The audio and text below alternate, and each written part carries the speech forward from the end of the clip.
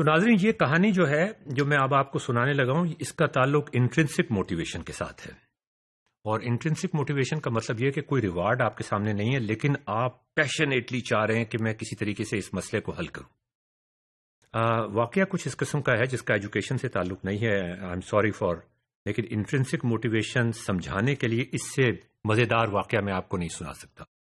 10 سال پہلے جب میں لمپ میں پروفیسر تھا تو ہم اپنی امی کے گھر گئے ملنے کے لیے. ماشاءاللہ وہ ٹھیک ٹھاک ہیں، ابھی تک مجھے وہ سائیکالوجی اور فلسفے پہ لیکچر دیتی ہیں اور پوچھتی رہتی ہیں کہ تم کیا ویو میں جا کے پڑھا رہے ہو. تو ان سے ملنے کے لیے ہم گئے. جب میں عام طور پہ گاڑی خود ہی ڈرائیو کرتا تھا اس زمانے میں، بھی آج کل بھی کبھی کبھی ڈرائیو کر لیتا ہوں. اس زمانے میں جب میں خود ڈرائیو کرتا تھا تو میں نے پتہ نہیں کس جلدی میں تھا، امی کو کوئی بات بتانی تھی یا کوئی ایسی بات تھی، تو میں نے ایک ایسی جگہ گاڑی پارک کر دی جس سے اور گاڑیوں کے لیے وہاں سے گزرنا تھوڑا سا مشکل تھا. اور مجھے اس بات کا احساس بھی تھا کہ یہ مجھے ایسا کرنا نہیں چاہیے. عام طور پہ میں کرتا بھی نہیں ہوں. پارکنگ، ناظرین آپ کو بھی اس بات کا احساس ہونا چاہیے، پارکنگ ہمیشہ صحیح طریقے سے کرنا چاہیے، راستہ چھوڑ کے کرنی چاہیے. اچھا خیر، وہ کسی طریقے سے میں نے وہ غلط پارک کر دی اور ہم امی سے ملنے چلے گئے. جب ہم واپس آئے، میں اور میری وائف گئے تھے، بچے نہیں تھے ساتھ. تو میری وائف میری امی کے ساتھ باتیں کرتی ہوئی آ رہی تھیں اور میں آگے تھا. میں نے سوچا کہ میں گاڑی وہ پہلے ہی میں نے گڑبڑ جگہ پارک کی ہوئی ہے، گڑبڑ طریقے سے پارک کی ہوئی ہے، اس کو ذرا سیدھا کر دوں اس سے پہلے کہ، اور وہ سیدھا کر کے لے آؤں تاکہ میری وائف بھی میرے ساتھ بیٹھ جائیں. تو میں نے دیکھا کہ ایک اور گاڑی ہماری گاڑی کے پاس سے نکلنے کی کوشش کر رہی ہے اور اس کو کچھ مشکل کا سامنا ہے. تو میں نے اور زیادہ تیزی سے میں نے قدم بڑھائے کہ بھئی یہ تو مسئلہ ہو گیا. میں نے خواہ ان سے مجھے معافی بھی مانگنی چاہیے کہ میں نے غلط جگہ پارک کر دی. تو I was surprise to note کہ وہاں ایک بڑی خوبصورت خاتون بیٹھی ہوئی تھی. اور جب میں ان کے پاس پہنچا اور میں نے ان سے کہا کہ میں اپنی گاڑی ہٹا لیتا ہوں، آپ کو آسانی ہو جائے گی، تو انہوں نے بہت ہی پیار کے الفاظ میں، بہت ہی سریلی آواز میں اور بہت ہی محبت کے ساتھ، میں ان کو نہیں جانتا تھا، محبت کے ساتھ مجھ سے یہ کہا کہ نہیں، اس کی ضرورت نہیں ہے. میں ان کو دیکھتا ہی رہ گیا بس، اور وہ چلی گئی. لیکن جو مشکل کی بات ہے، جو پریشانی کی بات ہے، وہ یہ کہ ان کے چہرے پہ جو اسمائل تھی اور جس پیار سے انہوں نے مجھ سے یہ کہا تھا کہ اس کی ضرورت نہیں ہے، وہ میری وائف نے سن لیا.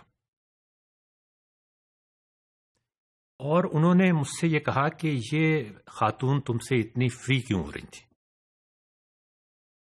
اب ناظرین، یہ ایک پرابلم تھا، یہ ان کے لیے ایک پرابلم تھا. اور میں نے دیکھا ان کے چہرے کے جو ایکسپریشنز تھے، جب وہ تبدیل ہو جاتے ہیں تو مجھے پتہ چل جاتا ہے کہ آج میری شامت آنے والی ہے. پتہ نہیں میری ریپوٹیشن اس قسم کی ہے یا ان کی ذہنی اختراع کچھ اس قسم کی ہے کہ اب آپ دیکھیں ان کے ذہن میں جا کے دیکھیں جو پرابلم ان کو تکلیف دے رہا ہے. ان کو پرابلم یہ تکلیف دے رہا ہے کہ میرے ہسبینڈ کے ساتھ ایک خوبصورت خاتون، ینگ اور خوبصورت خاتون، اتنے پیار سے وہ کیوں بات کر رہی تھی، مسکرا کے کیوں بات کر رہی تھی. بہت ساری تصویریں ان کے ذہن میں آ رہی ہیں جن کا غالباً سچائی سے کوئی تعلق شاید نہ ہو. ذہن خود سے بنا رہا ہے. اسی وہ آپ کا، جب آپ کو کچھ کلوز ملتے ہیں ذہن کو، کچھ انفارمیشن ملی تو انہوں نے یہ چیز نہیں دیکھی کہ میری گاڑی غلط پارک ہوئی تھی، انہوں نے یہ چیز نہیں دیکھی کہ اس خاتون نے اپنی گاڑی وہاں سے ہٹا لی، انہوں نے یہ نہیں دیکھا کہ کتنی دیر میں وہ وہاں سے آگے چلی گئی. انہوں نے صرف جو چیز انہوں نے نوٹ کی وہ اپنے مطلب کی نوٹ کی.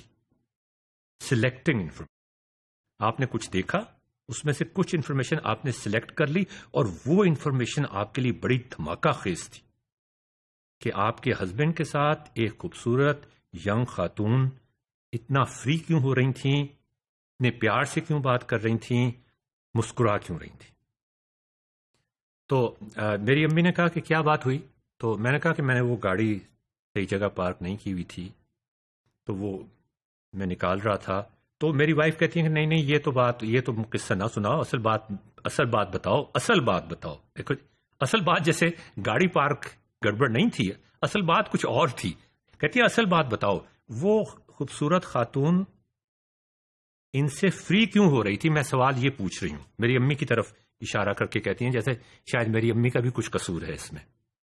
پھر انہوں نے پوچھا وہ خاتون کہاں رہتی ہیں؟ امی نے کہا کہ ہم نے تو اس طرح کی کار نہیں دیکھی پہلے. تو خیر انہوں نے زیادہ باز پرس نہیں کی، لیکن ان کے ذہن میں ایک ہلچل، فرکشن، میں نے آپ سے کہا تھا نا یہ فرکشن، وہ فرکشن پیدا ہو گئی. Observing some thing, selecting some information, یہ خاص انفارمیشن سلیکٹ ہو کے ان کے ذہن میں آ گئی تھی، اور اب ان کے ذہن میں ایک ہلچل مچی ہوئی تھی.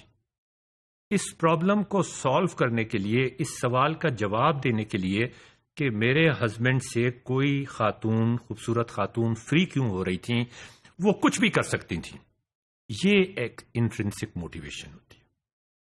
اس سوال کا جواب انہیں چاہیے، ہر صورت میں چاہیے. اور ان کے چہرے کے جو ایکسپریشنز تھے اس سے مجھے اندازہ لگ رہا تھا کہ ان کے دماغ میں جو فرکشن ہو رہی ہے وہ کتنی شدید ہے، اور آج میری شامت آنے والی ہے. تو جب میں نے کہا چلو ٹھیک ہے جی، آتی رہتی ہے شامت اس طرح کی، اللہ مالک. میں نے ان سے کہا آسما بیٹھ جاؤ، آسما ان کا نام ہے، میرے ساتھ بیٹھ جاؤ، چلو چلتے ہیں گھر، دیر ہو رہی ہے، بچوں کو چھوڑ کے آئے ہوئے تھے ہم. میں دروازہ بند کرنے لگا اپنا. جب میں دروازہ بند کرنے لگا تو بیٹھ گیا میں ڈرائیونگ سیٹ پہ، دروازہ بند کیا میں نے، بند ہو گیا. میں نے کہا آسما یہ دروازہ بند کرنے میں کچھ مشکل ہو رہی تھی، مجھے کچھ اڑ رہا تھا یہ دروازہ.